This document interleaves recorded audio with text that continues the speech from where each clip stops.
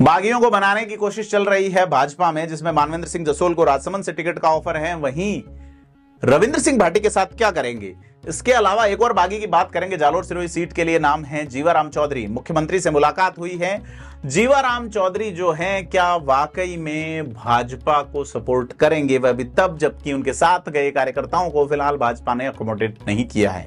हालांकि कहा गया था 2 दिन में चंद्रभान सिंह आख्या वाले जो मामला है उसको भी सुलटा लिया जाएगा, भाजपा से निकाले गए लोगों की वापसी हो जाएगी। फिलहाल नहीं हुई है।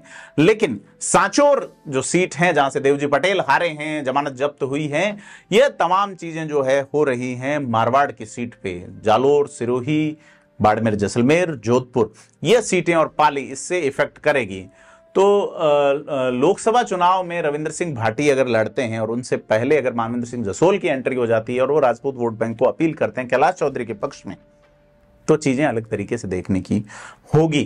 क्योंकि कांग्रेस जो है वो मानवेंद्र सिंह जसोल को लगभग खो चुकी है। आज उनका एक ट्वीट देखें, एक फोटो देखें, जिसमें उन्होंने सुनील परियार को वापस पार्टी में लिए जाने के बारे में एक आपत्ति टाइप चीज की है।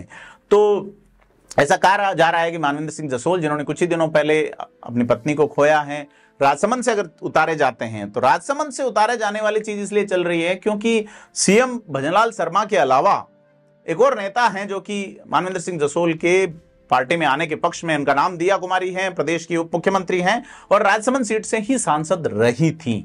तो दिया कुमारी अगर मानवेंद्र सिंह जसोल को लाती हैं और रविंद्र सिंह भाटी चुनाव में उतरते हैं, तो आपको क्या लगता है क्या समीकरण बन सकते हैं? क्योंकि मानवेंद्र सिंह ने यह कहा है कि चुनाव लड़ने जैसी कोई चर्चा नहीं हुई। 23 तारीख को सीएम ने बुलाया है मीटिंग, ऐसी जानकारी अभी है नहीं। और इधर जीवाराम चौधरी भी सीएम और बीजेपी अध्यक्ष दोनों से मिलते हैं। जीवाराम ने यह कहा है कि लुम्बाराम का वो सपोर्ट कर सकते हैं, लेकिन उनके साथियों को या उनके कामों को किसी तरीके से अटकाने की जरूरत नहीं है, आप पार्टी के साथ रहिए। क्योंकि जीवाराम दूसरी बार निर्दलीय बने हैं, 2008 में भी बने थे, 2023 में भी बन लिए।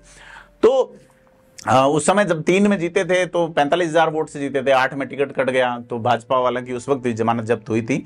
तो इस तरीके से जालोर, सिरोही, बाड़मेर और मारवाड़ में एक ट्विस्ट बन रहा है कि क्यों नहीं जीवाराम चौधरी की बगावत जो है उसको अब माफ किया जाए, क्योंकि कांग्रेस कर रही है लगातार।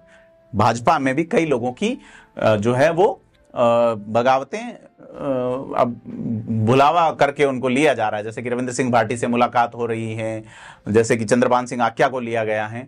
तो लुम्बाराम को जालोर सिरोही से समर्थन मिले, इसलिए जीवाराम चौधरी, जिन्होंने 95,000 से ज्यादा वोट लिए हैं, उनको समर्थन की कोशिश की जा रही है। चौधरी ने कहा कि बीजेपी में वापस ज्वाइन करवाओ हमारे लोगों को और निष्कासन खत्म कर दो।